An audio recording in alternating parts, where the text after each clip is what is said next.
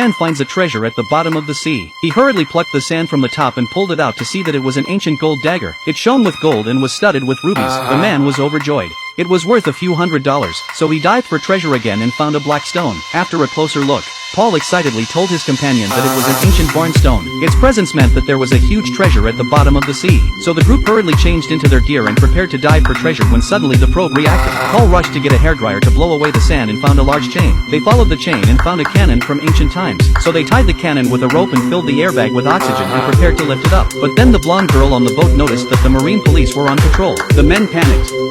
If the police found the treasure, it would be confiscated. So Paul hurriedly asked his companion to release some oxygen to slow the cannon's ascent. But his companion made a mistake and blew all the oxygen and the cannon began to fall rapidly. At this point Paul accidentally got caught in the rope and his arm was crushed underneath. But the cannon was too heavy for them to lift. To make matters worse, their oxygen was running out and they had to take turns sucking it in. Just then a shark swam up to them and Anna slapped it away.